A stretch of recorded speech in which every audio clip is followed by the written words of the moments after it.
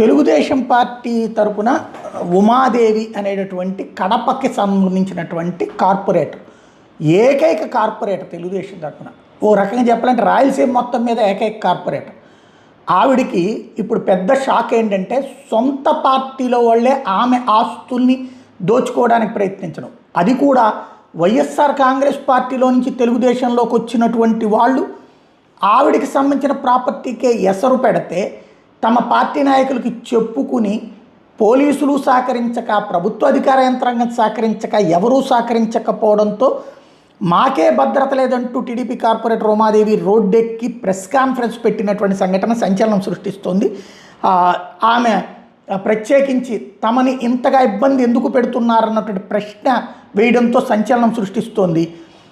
ఇక్కడ ప్రత్యేకం ఏంటంటే, ఒకప్పుడు మాజీ జెడ్పీ వైస్ చైర్పర్సన్ లక్ష్మీరెడ్డి గారి కుటుంబానికి సంబంధించినటువంటి మహిళ రోడ్డెక్కాల్సినటువంటి పరిస్థితి వచ్చింది.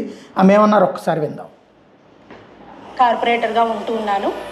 అయితే ఇన్ని సంవత్సరాల్లో వైసీపీ గవర్నమెంట్లో మనం ఎన్నో ఇబ్బందులకు, ఎన్నో కష్టాలకు ఓర్చి ఈరోజు ఒక కూటమి ప్రభుత్వంలో, మా తెలుగుదేశం ప్రభుత్వంలో, మా లోకేష్ అన్న గారి సారథ్యంలో ఈరోజు తెలుగుదేశం పార్టీ రావడము, అలాగే మేము కూడా తెలుగుదేశం పార్టీకి సంబంధించిన కార్పొరేటర్ అవడము చాలా గర్వంగా ఫీల్ అయినాను.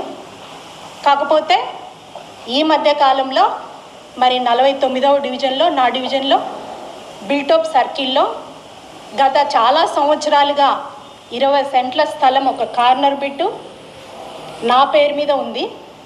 నా వివాహం అయిన తర్వాత మా మామగారు లక్ష్మీరెడ్డి గారు, మా భర్త గారు మన్మోహన్ రెడ్డి గారు నా పేరు మీద ఆ స్థలం అనేది పెట్టడము, రిజిస్టర్ అవ్వడము, అడంగల్తో సహా, ప్రూఫ్స్తో సహా అన్నీ కూడా మొత్తం మా దగ్గర, వాటికి సంబంధించినవన్నీ కూడా వివరాలతో సహా మా దగ్గర ఉన్నాయి. ఆ స్థలం నాది. అలాగే ఆ స్థలాన్ని మేము కూడా ఈరోజు ఒక వేరే వేరే అవసరాల కోసం, ఒక హోటల్ కానివ్వండి, వేరే ఎవరన్నా పెట్టుకుంటారంటే వాళ్ళకు మేము అన్ని ఏర్పాట్లు చేసి వాటిని రెంట్లకు కూడా ఇవ్వడం జరిగింది. ఇన్ని సంవత్సరాల తర్వాత ఈరోజు నా సైట్ పక్కన ఒక 2-3 సెంట్ల స్థలం ఉన్న ఒక వ్యక్తి వచ్చేసి నా 20 సెంట్ల స్థలాన్ని కబ్జా చేయడానికి ఈరోజు వెనకాడకుండా ముందుకు వస్తున్నారు. అంటే ఒక తెలుగుదేశం, మా కూటమి ప్రభుత్వంలో ఒక తెలుగుదేశం కార్పొరేటర్గా, నేను ఒక ప్రజాస్వామికంగా ఉన్న అధికారంలో ఉన్న పార్టీలో ఒక తెలుగుదేశం కార్పొరేటర్గా నా డివిజన్లో నేనే స్థలాన్ని కాపాడుకోలేకపోతే సామాన్య ప్రజలు ఏ రకంగా ఎదుర్కోగలుగుతారు వీళ్ళను? ఇటువంటి దుష్ట శక్తులను సామాన్య ప్రజలు ఎలా ఎదుర్కోగలుగుతారు? ఇది నాకు చాలా ఆవేదనగా ఉందన్న. ఎందుకంటే మా గవర్నమెంట్లో నా డివిజన్లో ఎప్పుడు ఇటువంటి సమస్య రాలేదు. వచ్చిన వారికి అండగా నా కుటుంబం, నేను మరి ముందుకుండి ఇన్ని సంవత్సరాల్లో మేము పోరాటం చేసి ప్రతి ఒక్క పౌరుడికి న్యాయం జరిగేలాగా చేయబట్టే ఈరోజు అలంకాన్పల్లె లక్ష్మీరెడ్డి గారి కుటుంబం అన్న, గౌరవనీయులు, అలాగే ఒక టీడీపీ కార్పొరేటర్ ఉమక్ అంటేనే న్యాయానికి ప్రతిరూపంగా నా ప్రజలు నన్ను ఆదరించినారు. ఇన్ని ఏళ్లలో ఇటువంటి పరిస్థితి మేము ఎప్పుడు చూడలేదు. అటువంటిది ఈరోజు మా స్థలంకే వచ్చేసి నా సైటు నా పేరు మీద రిజిస్టర్ అయ్యి మా మామగారి పరంపర నుంచి మాకు వచ్చిన స్థలాన్ని ఈరోజు కబ్జా చేయడానికి ముందుకు వస్తున్నారు. అంటే మనము ఏ పరిస్థితుల్లో ఉన్నాము, ఎటువంటి స్థితిలో మనం ఈరోజు మన ప్రభుత్వం మనం జరుగుతుంది అనేది నాకు చాలా బాధాకరంగా ఉంది. ఒక కార్పొరేటర్కే అక్షరాల ఈడ న్యాయం జరగని పక్షంలో ఒక కార్పొరేటర్కే ఈరోజు దిక్కు లేకుండా మరి ఎంతోమంది శక్తులు వచ్చి మా మీదే మరి విరుచుకుపడేలాగా నా స్థలమే కబ్జా చేసే పరిస్థితుల్లో ఉంటే మరి సామాన్య ప్రజలు పరిస్థితి ఏంది అని నేను క్వశ్చన్ చేస్తా ఉన్నాను. దీనిని మెయిన్గా ప్రతి ఒక్క మా నాయకులు అందరూ దృష్టికి నేను తీసుకెళ్తాను.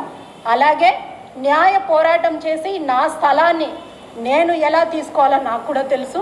ఇటువంటి వారిని ఎంతమంది ఎవరేం చేసినా కూడా మేమైతే భయపడేది లేదు. నా కుటుంబం కానీ, మేము కానీ పక్కా ఆధారాలతో సహా నా పేరు మీద ఉన్న స్థలాన్ని నేను ఎలా దక్కించుకోవాలో నాకు కూడా తెలుసు.